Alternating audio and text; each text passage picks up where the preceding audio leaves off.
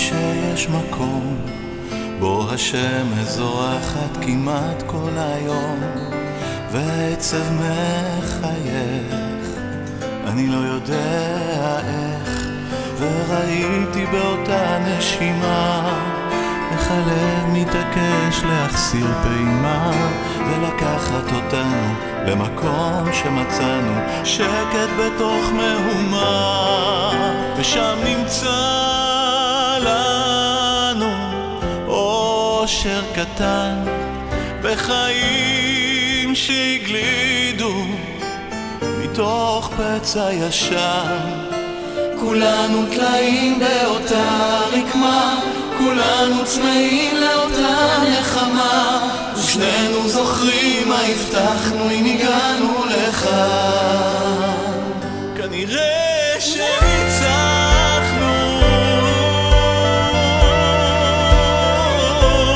כנראה שניצחנו. שמעתי שיש מקום בו מציאות אפורה מתבהרת פתאום לאמת בודדה ושולחת תודה. הייתי באותה נשימה, יד שמושטת טובה וחמה, היא שומרת עלינו ולוקחת את שנינו למקום שכולו נשמה.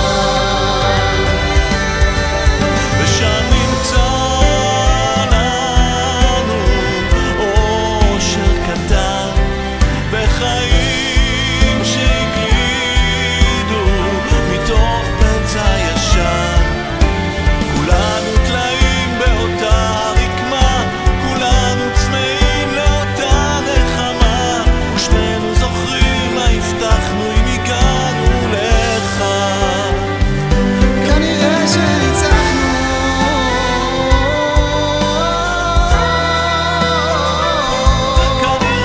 כנראה שניצחנו,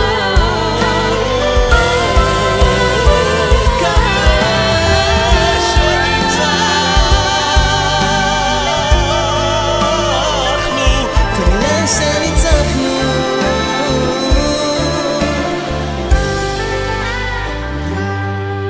ושם נמצא לנו אושר קטן בחיים שהגלידו מתוך פצע ישן. כולנו תלאים באותה רקמה, כולנו צמאים לאותה נחמה, ושנינו זוכרים מה הבטחנו אם הגענו לכאן. כנראה שניצחנו, ניצחנו, כנראה שניצחנו. ניצחנו.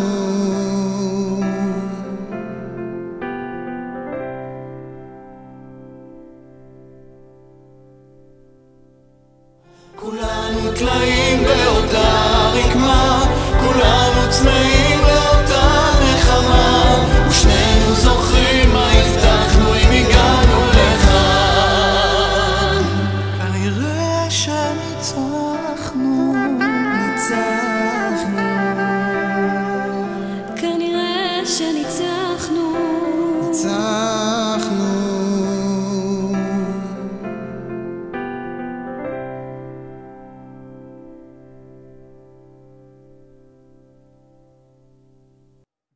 Summer 2006, the second Lebanon war. I'm an 18-year-old teenager who somehow just graduated from high school, and I get a phone call which will change my life.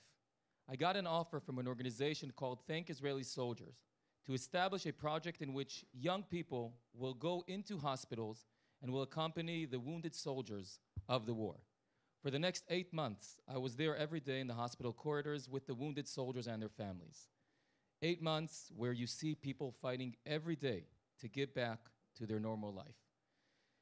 I'm not here to talk about myself. There are many stories and experiences to share from those unbelievable days. But if there's one feeling I want to share with you, it's the frustration. You finish a day in the hospital where you're with the wounded soldiers and the families, and you go back home and you see the streets of Jerusalem full, and people are in bars in Ben Yehuda, and the stadiums and the malls. Life just went back to normal. There was no war. And I wanted to yell out, guys, the war has not finished. Some battles are not done. For many years, every time we had a war here in Israel, and unfortunately we had many wars, we always salute the fallen soldiers, we hug the bereaved families, and somehow we forgot those who paid a heavy price, who gave part of their body, maybe even part of their soul for this country. 6 years ago, in 2014, the Israeli government made a decision. A National Appreciation Day for wounded IDF soldiers will be marked every year on the 17th of Kislev.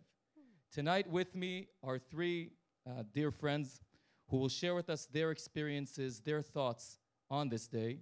So I want to start with Judy Goldenberg from Moshav Gimzu, mother of Gidon, who was injured in 2006 in Lebanon. Thank you for being with us. Hello. Shachaf Segal, who was injured in 2009 in Gaza, serving in the elite reconnaissance unit of the Golani Brigade. Shalom, thank you for having us.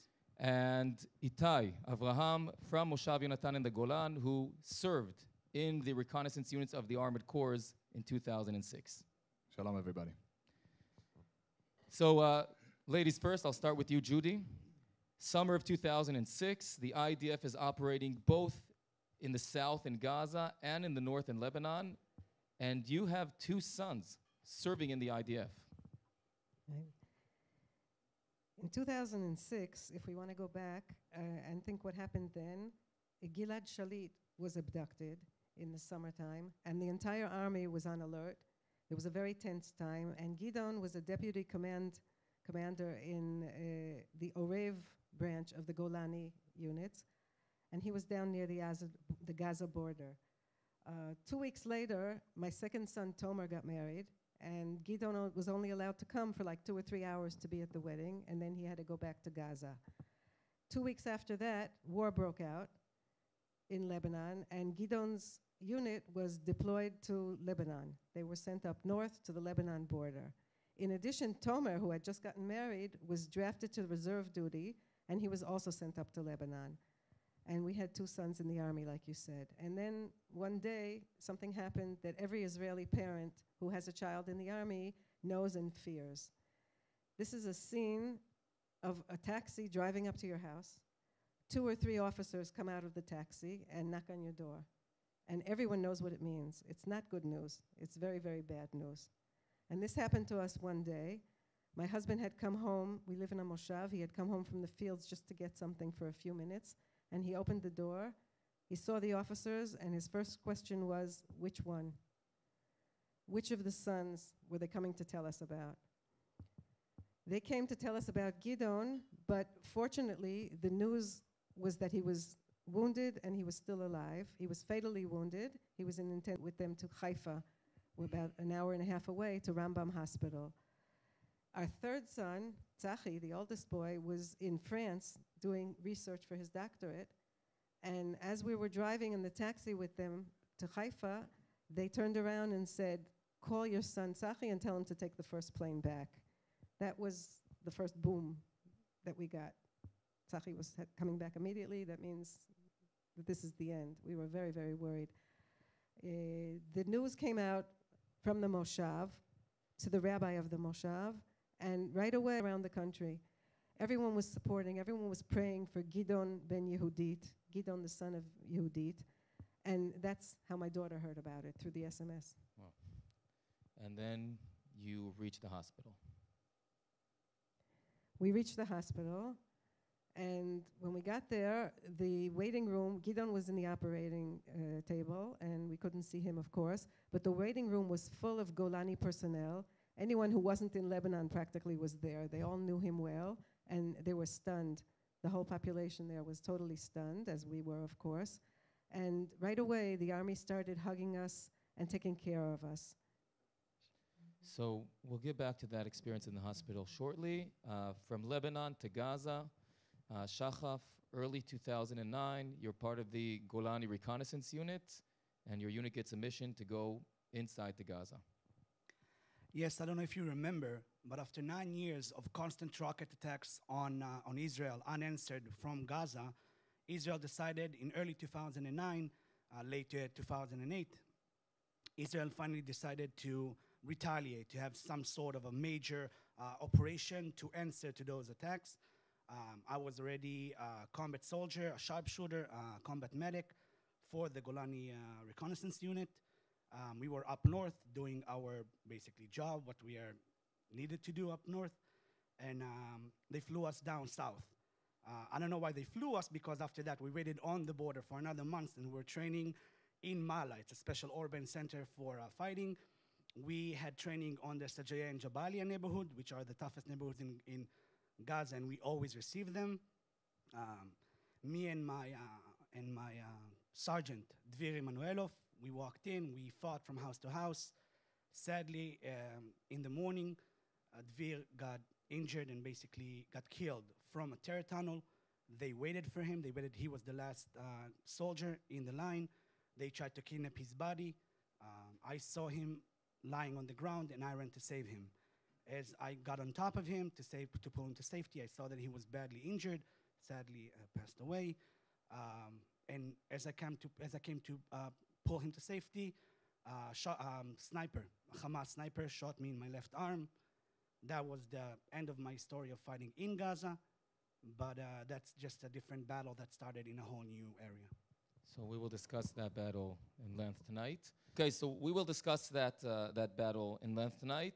Moving on to you, Itai. July 12, 2006, the war begins in Lebanon, and your unit is actually deployed in central Israel, in Samaria.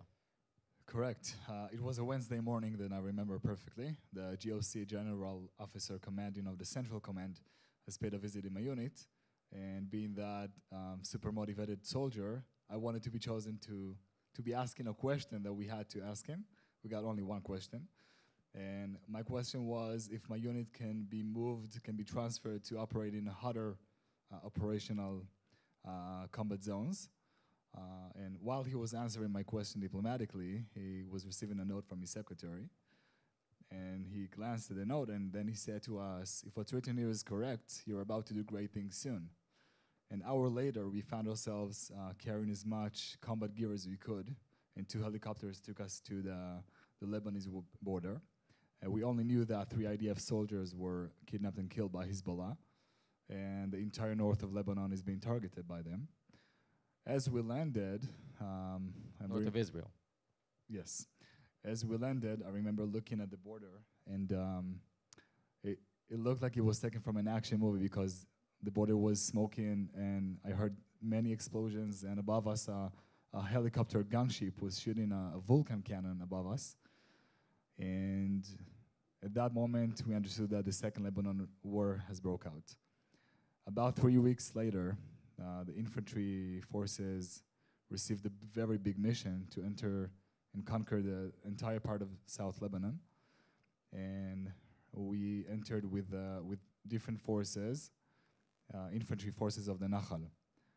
A few days later, it was a Shabbat morning, or before morning, and I remember that the Nahal forces was receiving massive fire from Hezbollah soldiers that were at the village right above us, and many wounded soldiers on stretchers were coming down. And I remember looking at one of the stretchers, and I saw a fully covered soldier.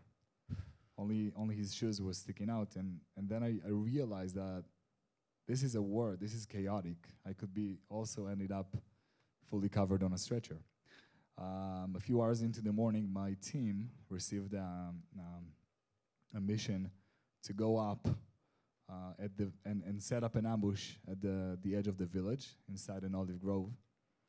And about 30 minutes into the ambush, a big bang, a missile hit in the middle of the force, injuring a few of my friends, and followed by dozens of mortars and more anti-tank missiles. And I remember that the only option we had is to retreat, because, you know, anti-tank missiles and mortars can be shot from range of even a mile away.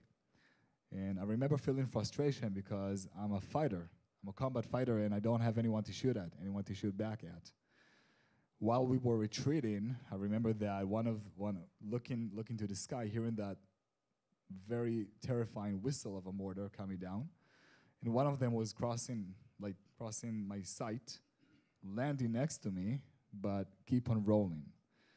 And I was so caught up in the moment that I didn't realize that it was a dud. It did not explode miraculously.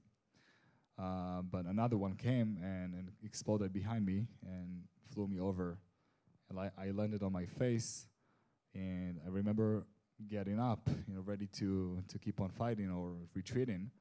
And my vision was blurred, and my face and my shirt was wet. And I was looking at my hands, and I'm seeing blood, and I realized it was my blood. I was bleeding very heavily from my face and my nose. I was going down to, thank God I did not lose consciousness, and I remember going down to the preparation point, expecting to renew my gear and fight. And then the paramedic forced me to sit down and be checked, and then I realized that I'm injured. And at that moment, that I'm realizing that I'm injured and I'm hurt and I'm useless, I cannot fight anymore, I cannot help my friends, and then I felt the mission that the IDF sent me to do. That was a turning point for me. So we'll get back to you shortly. Judy, we spoke about reaching the hospital. You drove up to Haifa. The next time you'll be home will be 2 months later.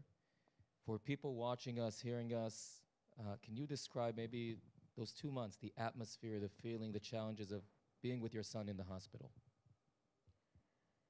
I don't know if I really have to explain how a mother feels when their son is fatally ill, fatally wounded.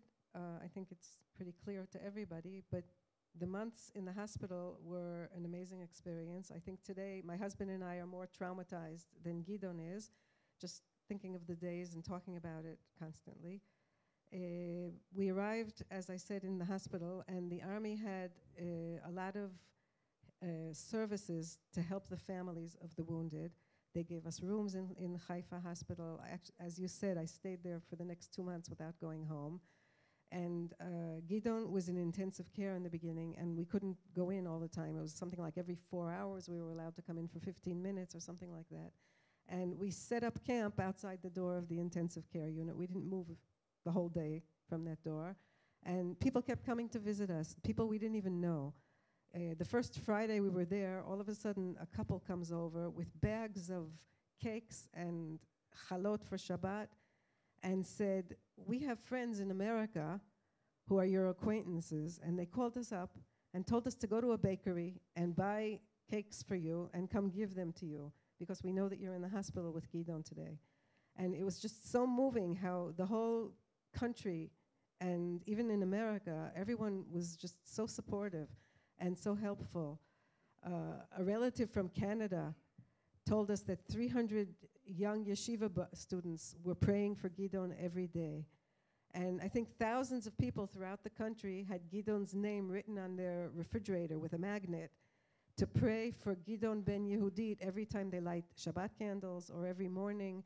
And even though it was a very, very difficult time and we were very worried, we saw that the doctors were doing everything possible. People said, "Don't you want to move him to a different hospital closer to your home?" And we said, "No, they're doing everything that they can and even more, and there's no reason to move him." And he was getting better little by little. And after a while, they moved him to the department for burns, and he was put in a separate room and taken very good care. And we just sat by his side, and I decided that my job for the next few months is just to make him comfortable and to take care of any bureaucratic things that have to be taken care of, and leave him totally alone just to recuperate, not to have to think of anything else. And that was our life for the next few months. It's amazing how, I'm just amazed how you're able to be so positive talking about those days. Shachaf, you're evacuated from Gaza to the hospital. What is it like, first morning or first night waking up in the hospital and understanding you're in a new reality, or as you called it, a new battle? Yeah, I got evacuated from the battlefield with another friend of mine who got injured from a mortar shell. He got very badly injured, and I kind of hitchhiked with him to the hospital, to Soroka Hospital. Kinda, you can call it like that. Yeah, he was flown, he was in a very bad condition, so I hitchhiked. When I got to the hospital, I was wide awake, I was responsive, I told the whole story. I actually insisted to call my brother. My brother was also a combat soldier in a Goz Golani. It's another reconnaissance unit of Golani.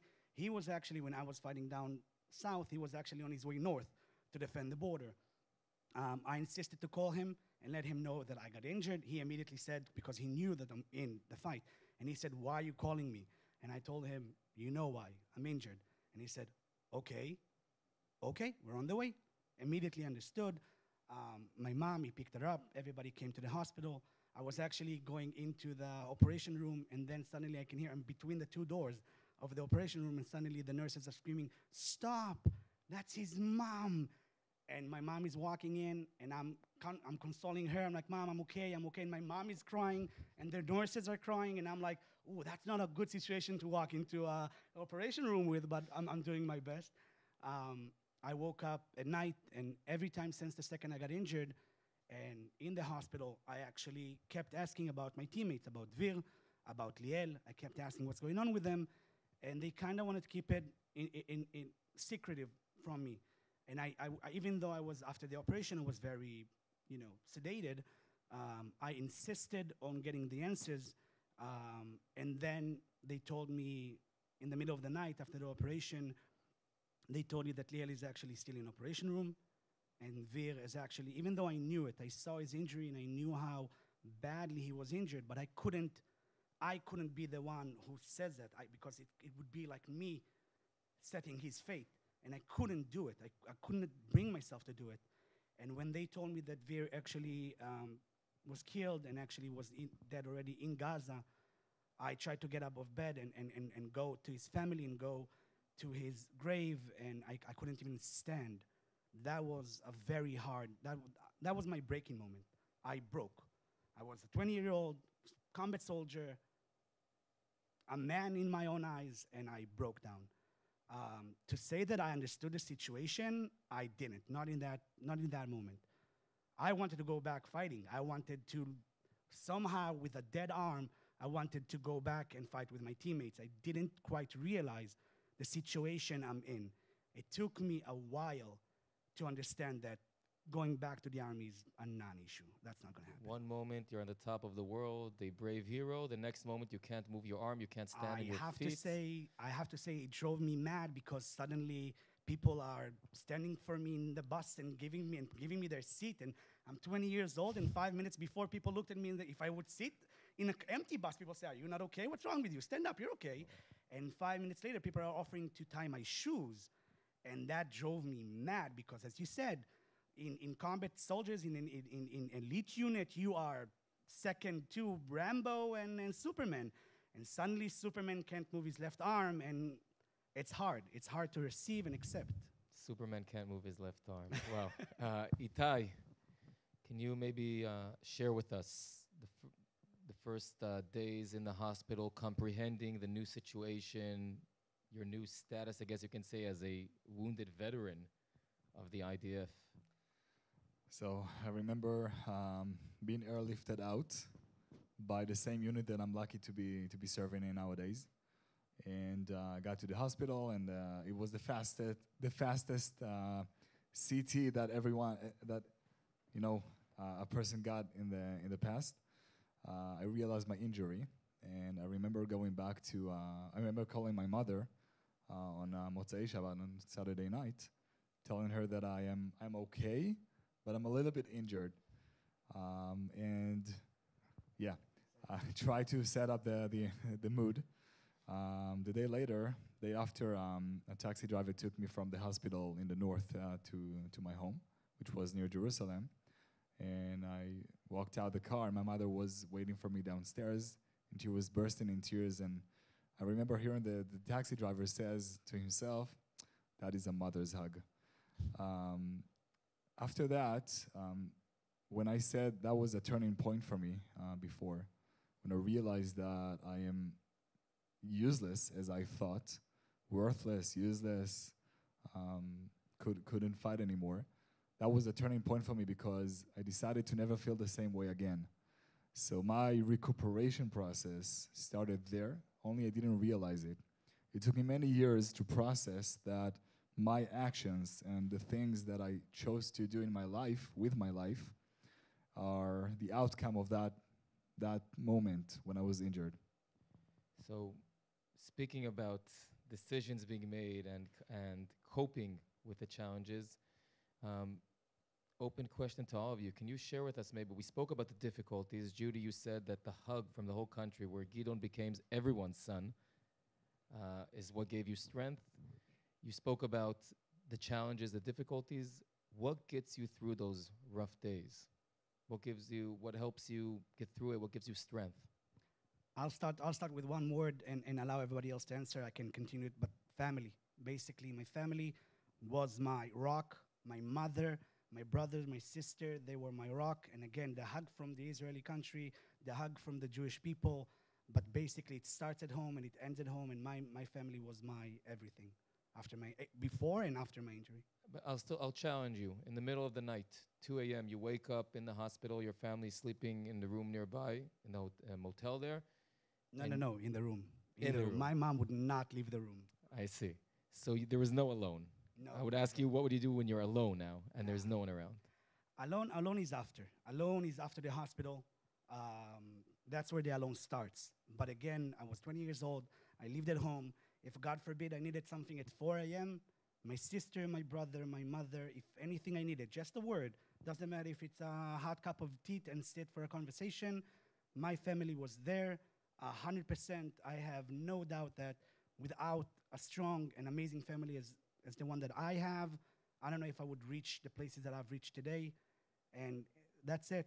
I know when in the hospital, they brought a psychologist to start talking to me. And very fast, I told her, listen, with all due respect, thank you, but I mean, I don't need you. I have the best psychologist on earth. It's my mom. Psychologist here on. Yeah, 100%. Who knows me better and who wants better for me than my mom? And I think that having this discussion with a mother here, because I've spoke to many injured soldiers, and to hear a mother's perspective, for me, it's amazing. So thank you for coming, and it's a great idea to bring her. So my mom, my family, they're my rock, and they're my solution for everything. Sorry. I want to say the exact mirror image of what you said. If you said your family is what gave you strength, I think what gave us strength was Gidon and the way he reacted. He was very wounded. He had many operations and many skin grafts, and he went through a lot of pain. And physiotherapy was a very, very long and hard process for him. Up until today, he's still not 100%, and he still has disabilities. However, he didn't want to talk about it, and he didn't want to settle with it, and he never complained, not once, and he never said, why did this happen to me, or why did I go to this unit, or why was I fighting? Everything was just looking forward to the future. And if I said that the whole country gave us a hug, this is the time that I want to talk about the volunteers, and Yaakov can say what he wants. There was a group of volunteers, Yaakov was their leader, who came every day to the hospital, and they came with pizza, and they came with ice cream. We still call Yaakov ice cream in my house. And they brought the wounded, these boys that we were afraid to let out of their beds, they brought them to basketball games in wheelchairs and in ambulances. And they brought celebrities to their rooms and made parties on Hanukkah and on all the other holidays. And all of a sudden, my son is normal again. He's with a group of boys his age and playing around and joking and making fun.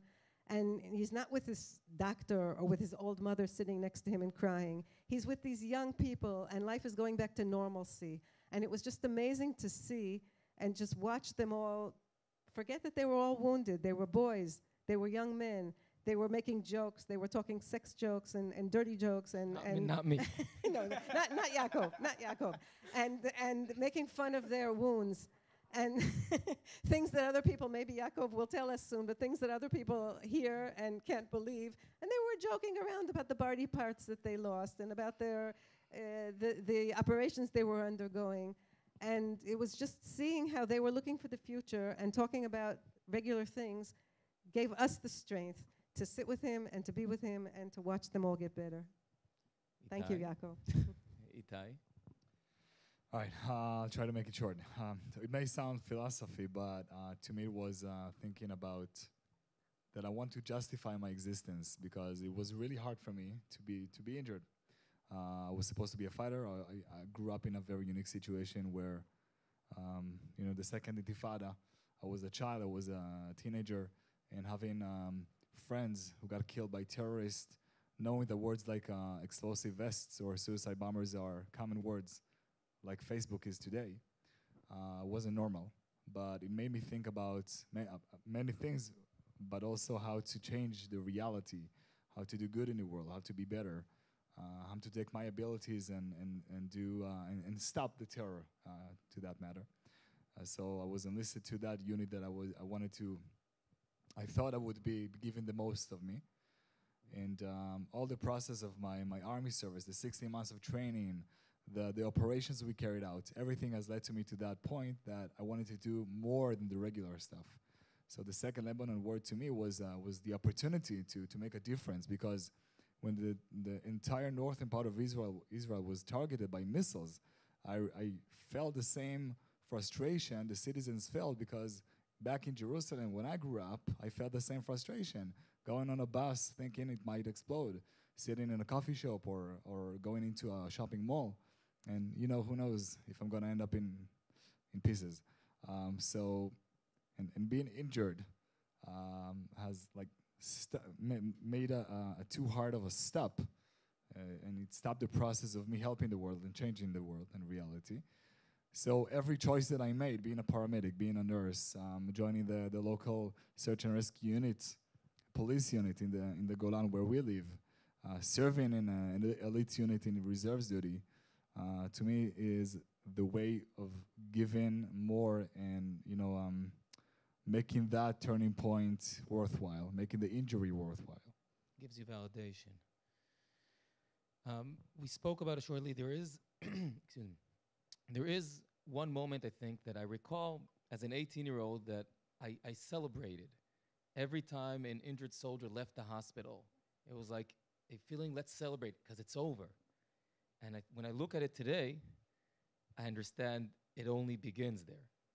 So maybe can you guys reflect on that, share with us the challenges of afterwards, as you called it, being the real time being alone starts after you leave the hospital. Sorry, yeah. Yeah, obviously when you're in the hospital, you don't have a minute alone. I'm sure everybody here can understand that sensation because everybody's coming. You spoke about pizzas and ice creams. We got everything, pizzas, ice creams. I got fat just from looking at it. And it's an amazing hug, and it's great, and it's lovely, but you don't want people in your house, especially after that, and they cannot, everybody come to your house.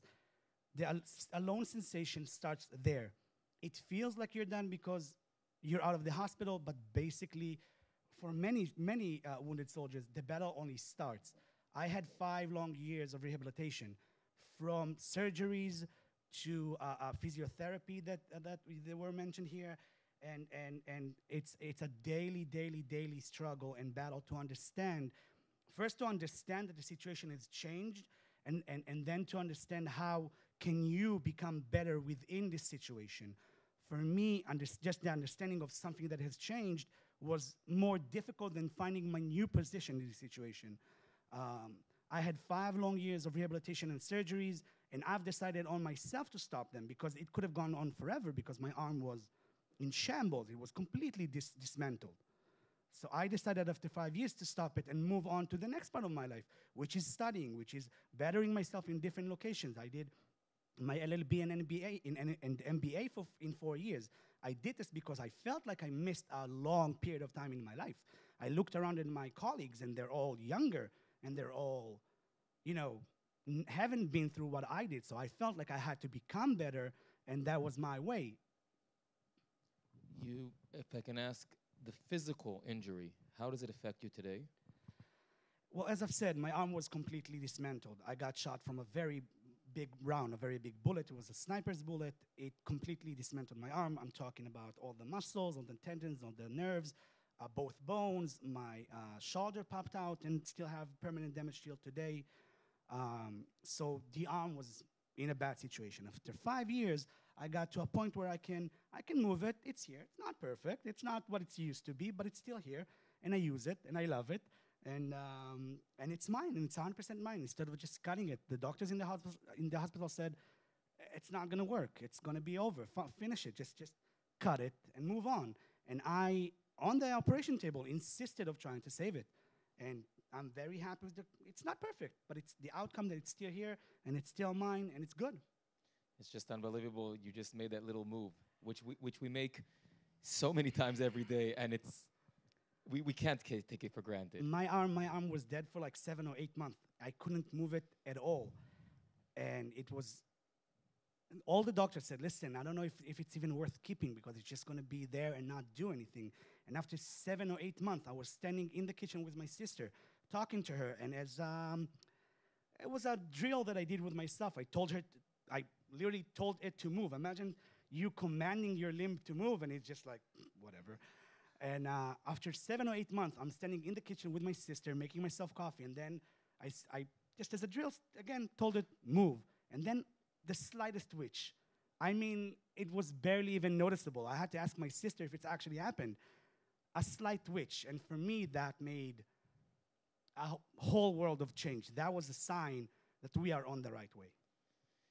Judy, as a mother, saying as a young father today, what Shachaf just described to me takes me back to my little daughter. She's 7 months old, and she's just starting to crawl, and the excitement of those little moves. And Itai also has 2 little girls, and we're so excited as young parents when our children make those first moves, first steps. And you experienced it again with Gidon at age 24. Freud talks about the different stages of development. And he talks about the stages that you're very close to your mother in the beginning, a child needs the mother, and then there's the separation, and then there's this stage where the child goes off on his own and to become independent. And what happens when a soldier is wounded, he goes back to the first stages again. He's totally dependent psychologically as well as physically. Also, there's the stage, the oral stage, Freud talks about, when food and things in your mouth are very important, and you see it with the soldiers also. All the different things that we were talking about, ice cream and pizza and meals and things like that. They're going through different stages again. And it takes a while until the soldier gets to the stage, the wounded soldier, that he's independent or that he starts separating from the parents. And to tell you the truth, there's a stage where the parents have to separate from the wounded because it's very difficult. You're used to doing things for him, and all of a sudden you have to step back and let him do it on his own. Because for months already we were like tied together inseparably. And I would be with him in all his different doctor's appointments. And all of a sudden, he's going on his own. And I was afraid, what was going to happen to him? How was he going to manage? And that's part of it, him managing on crutches, in the beginning on a wheelchair, and then on crutches. And little by little, he became independent, and he moved up in the stages. There's a difference between the physical state and the mental state. If we're talking about today, or even 10 years ago, Gidon still has many physical problems. He can't totally move his leg. He has to drive a special car because he can't press the pedals for the gas or the brakes, which is quite a problem when you want to rent a car when you're abroad. Now at home he has his own car, but when he needs something else, it's very difficult. But he doesn't even think about it. He doesn't talk about it. He doesn't act as if he's handicapped. In the beginning, after about a year and a half, he started playing basketball again with his friends. He really, really wanted to play basketball. And every Saturday night, after Shabbat was over, they would go to the basketball court and play. And he couldn't manage it. He kept wounding his good foot. And then he didn't have anything. And he said, I can't do it any longer. So what did he do? He joined a group in Jerusalem of wheelchair basketball games. And he was on the Jerusalem team for a few years playing wheelchair basketball. The first time I went to see, I was crying. You see your son in a wheelchair? He doesn't need a wheelchair. He can walk. But this is how he could play. And he said to me, Mom, why are you crying? Look how much I'm enjoying the sport. I'm doing what I like. I'm letting my body get strong. I have friends. What's the problem? And he didn't see any problem with it. And this is the way he advanced on. I just want to say another thing. He could sit in an office with air conditioning in a nice, comfortable chair, and he wouldn't have any problems at all. He's got skin grafts. He needs air conditioning. He needs a nice, cool area. Gidon studied archaeology. He works in the dirt. He works in the heat. He works on fours, on hands and knees. And it's as if on purpose he was looking to compensate and find the hardest thing possible to prove that he's okay. And he is. He's okay. May I ask of the first step? by Gideon? Because I remember my Twitch as a life-changing moment. Was it special for you as well? I'm sure it was special for him. With us, it was in the hospital. The physiotherapist made him get up and take steps, and he was screaming the whole way.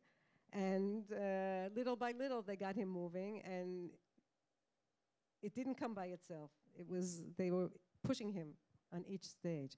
But he and his friends, we were joking about it before the show started, he and his friends would roll on the mats and fight with each other until the physiotherapist came and started fighting with them and making them do the difficult practices. I'm holding myself not to share some of the scenes. Itai, you're 14 years later. How present is the injury today in your daily life? So, not the other two guys. I was lucky enough to be injured in my face. I have a few broken bones and a platinum plate that holds them together. It's okay, you're still pretty. Yes, thank you. They made me prettier. And a nerve damage and a muscle damage. So, but it took me a while to understand that it's not about the physical rehabilitation, but as Judy said, more mental. Well, to me, it was more mental rehabilitation because I feel the need to prove myself, to prove that I should be here, that I shouldn't, should do stuff, justify my existence.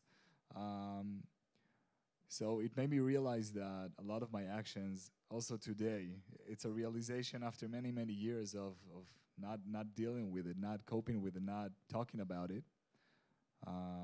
That it made me realize that my choices, are managed by that injury. So I don't have any physical effects, but I'm always thinking, how can I make more? How can I do more? How can I be more active and take advantage of my abilities and my energy and my power, also to empower other people to be and to do, but also myself and my family. So that's what I'm fighting for. To me, it's very true. That's what I feel that I need to do. Amazing. Shachaf, you're 11 years later now.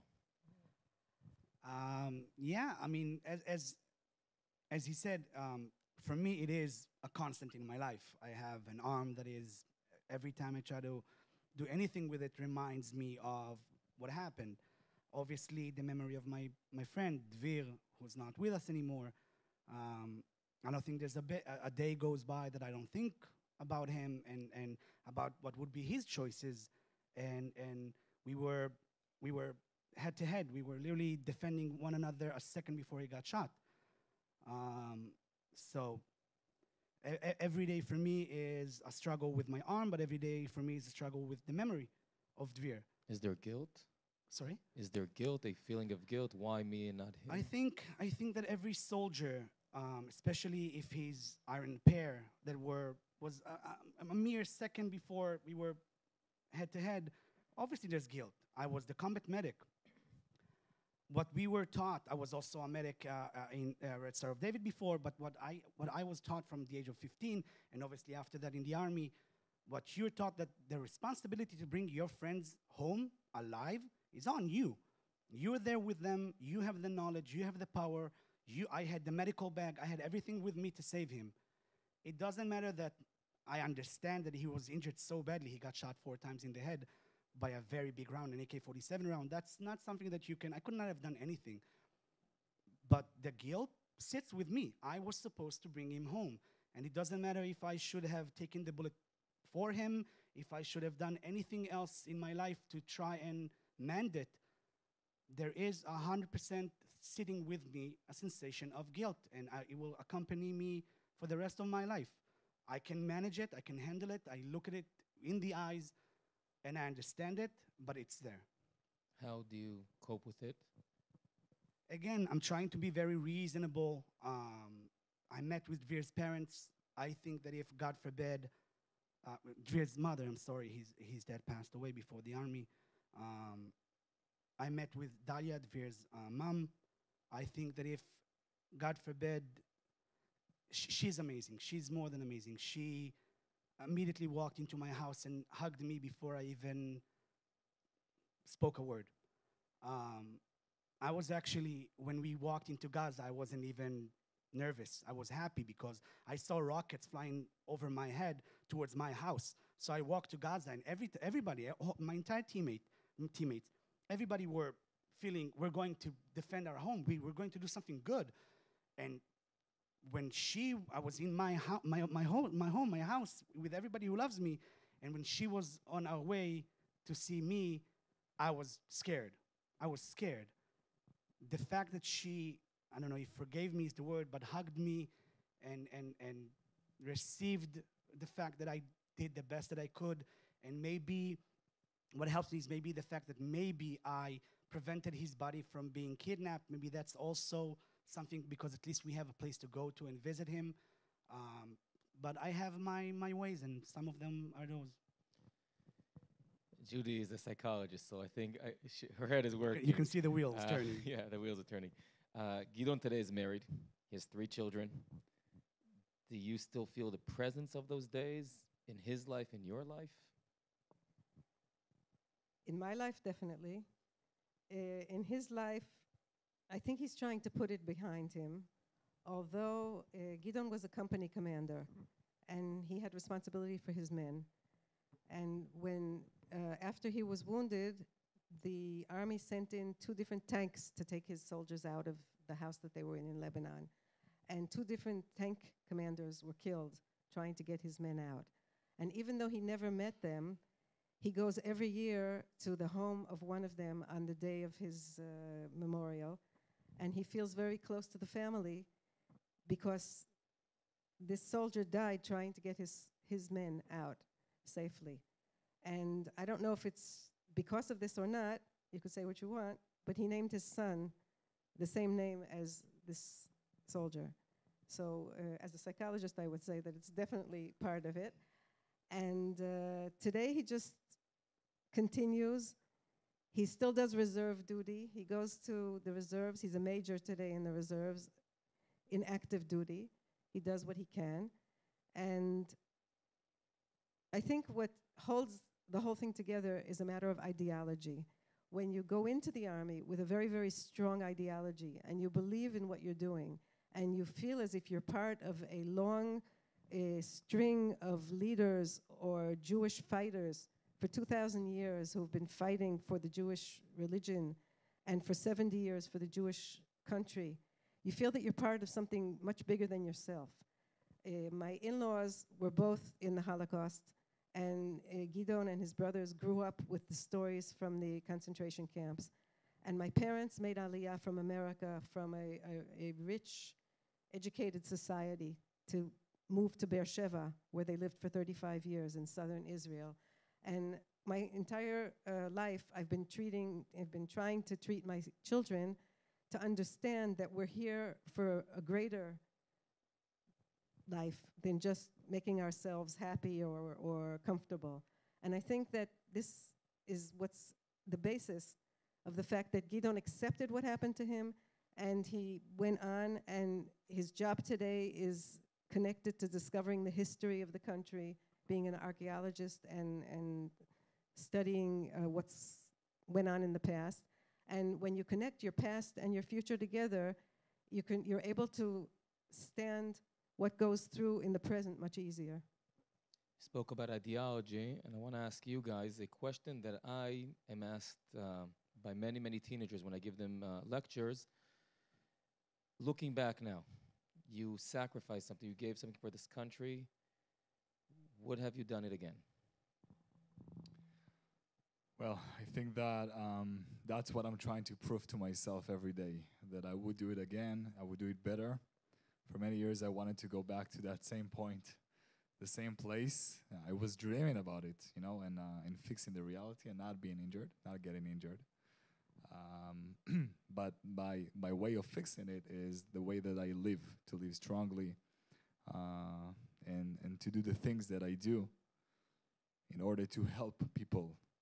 I'm doing it mainly in the medical field, but helping people, saving lives, literally saving lives, or preventing loss of life on a daily basis, you know, minute to minute, and doing it with many different kinds of hats.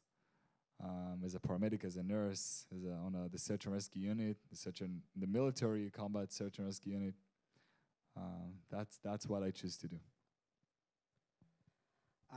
I know about myself. I can't speak for my mom because my mom was the. I grew up. My mom was the. I was. My mom. My parents were divorced. My mom was the one who raised me. There was always, you spoke about ideology. The talking of ideology in Israel was always to give from yourself, to give everything that you can do for this country and for these people. My brother was also a combat soldier. It goes Golani, also a reconnaissance unit of Golani. My dad is also an IDF wounded veteran. My brother lost friends in service. All of my friends, everybody gave their utmost to the army. So I can only speak for myself. I don't know about my mom, but the ideology in the house was always, always, always give the utmost that you can give. I would 100% do it again. I have no doubt about that. I was willing, everybody who goes to those places, I actually was not supposed to be a combat soldier. I didn't have the right profile for that. I had very big glasses and they didn't want me as a combat soldier.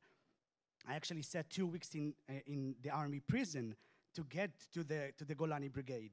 After 2 weeks, they probably understood that I'm not all there, which is perfect for Golani. Yeah, and you did can. So after 2 weeks, they understood that I'm the right material, and I reached the highest that I could have, and I wanted to. So I fought to get there. Everybody who is there knows the risks. If not, he wouldn't arrive there. I was willing to give everything. Vir sadly gave everything. I gave a small part. I think that the injury took away from me, but also gave me so much more. If it is the realization of a reassurance of the place of my family in my life, the place of my country in my life. And the fact is that I could have been in a much worse situation and still be happy, and I am happy today. So yeah, it took away my arm, but it gave me so much more. So 100%, no doubts, I would do it again. One last topic before we conclude. We are all watching, I'm saying here in Israel, everyone is watching today's show called Shat Neila, Lock Hour, or Valley of Tears on HBO Max. And this show, together with When Hero Flies, which was on Netflix a couple of years ago, put in the headlines the issue of PTSD, post-trauma. And many times when I meet groups from abroad, this is something, especially in the United States, that really people are worried about. And they ask me how in Israel do people deal with it? And I mentioned at the beginning, when you lose part of the body, you lose part of the soul. And I think every injured soldier also has this aspect of facing post-trauma, PTSD. Your thoughts on this, your experiences? I can talk for, not for myself, but for a friend that I know.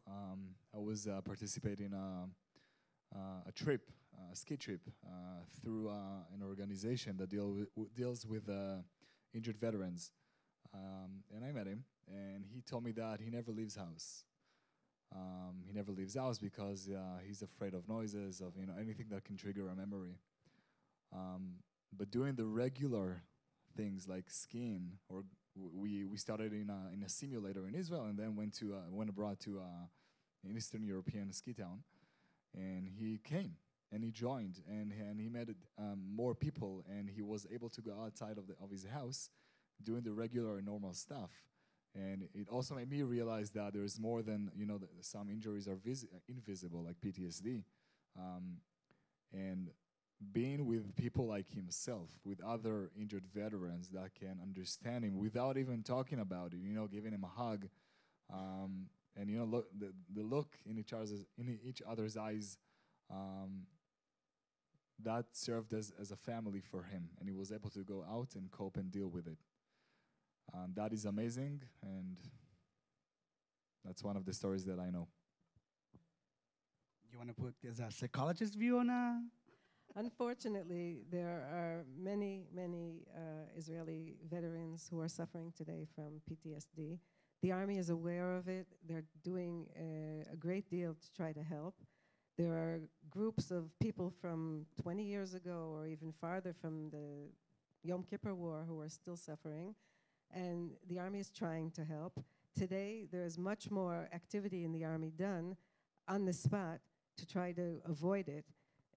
There's a lot of talking. There's groups that meet after every battle to try to, even with the psychologists or what is known as kabanim, to try to discuss what happened and to ventilate and to get it out. Unfortunately, it's one of the costs of war, and we just thank God that we managed to avoid it somehow. But it's a very, very sad problem because, as Itai said, it's sort of like an invisible disability. Other people don't see and other people don't always accept it, and people start blaming the person for their actions, and it's a real disability. We spoke about, I think, so awareness, and we spoke about being able to ventilate, to share it with someone who understands you. That's part of giving cure to this problem, not problem, to this phenomenon.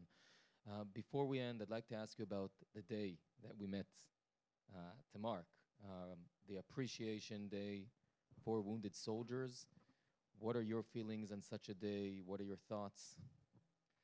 It seems that the majority of the stories we hear about, heroic stories are from soldiers that killed in a battle. And I think it's an opportunity, the importance of the day is an opportunity to hear the stories from alive soldiers that was there and came out alive, to hear about their stories, about their personality, about their life process that brought them to that point of fighting a fight for Israel and surviving it, and the way they coping and recuperating from that. I think that it should give us, it can teach us many, many things, many values of loving Israel, loving the country, having the need to serve in the army and protect Israel. If I may say, I spoke to many of my wounded veteran friends. I think that there's maybe from time to time at certain points, some wounded soldiers maybe feel maybe a slight sensation of shame, maybe guilt, maybe not necessarily, but the survivor's guilt, but the guilt of maybe everybody are always the Memorial Day for the ones who went away, and for many years a lot of soldiers felt shame. I think that maybe this day would bring it in a new light. I think that the Appreciation Day for the wounded veteran soldiers would give them a sort of pride and maybe some understanding for other people, the sensations and the stuff that we have to go through on a daily basis, that the struggle, as we said, didn't end in the hospital and didn't even end after, and most of us would have to handle it and manage it on a daily basis for the rest of our life, and maybe that will shine a new light on it. I agree with my friends here. I think everything they said is correct. And I think that part of our society, I think Americans and Israelis, it's not something just Israeli, is very cynical. And we don't usually appreciate all the good that we have. And I think a day like this, showing when we have Memorial Day, it didn't end happily. And you can't look and say, well, good things came out of it because people didn't manage to get through. But if there's a day that shows that the people were wounded and they managed to overcome and they managed to keep going, people will be much more thankful of their own lives. And I think it might be very positive, have a very positive effect, not only on the wounded soldiers who are remembered on that day, but on the rest of the country as well. Wow. So first of all, thank you, everyone. Thank you very much. For your time and for sharing your experiences and your reflections. We can go on for hours. I'd like to end with saying, first of all, I'm here not just as Yaakov, I'm also here on behalf of the people of the Golan and the Golan Regional Council. And the Golan is a place where some of the most epic battles in the history of Israel happened, and the people of the Golan appreciate the sacrifice made for this beautiful region. I mean, you've probably been there in your last vacation, or you guys will be there in your next vacation. I live there. We live there. We enjoy it every day. And it's just a chance for us to really show our appreciation to so many people, to you, and to so many people who gave something for this country. I really, you took my conclusion. I was going to say, that really, if you ask me about this day, what really, as I began, I said, made it so special for me is not that I said, okay, finally someone will recognize the wounded. It's finally we will be able to say thank you. Finally, I can share the feeling of appreciation with others who can understand and look at you guys and also say thank you, but also look at myself, as I said, and say, wow, I'm so thankful for everything I have. I mean, we spoke about that little twitch, right? I mean, I woke up this morning, I have 10 fingers, 10 toes, I hear, I see. It's unbelievable, and we can't take it for granted. And I think seeing people overcome these challenges, hearing their stories, see how they cope with it is something that doesn't just show them we appreciate them, it teaches us a lot about ourselves and gives us a lot of inspiration. So I think that's, in my eyes at least, the right way to look at this day. And I want to thank you, everyone, again, for everything you've done for this country and for all the great lessons and insights you guys gave us and inspired us with. Thank you very, very much. Thank you very much for having us. Thank you. Thank you so much. And for our members abroad, remember that we are one family, and Israel is also your home. So thank you.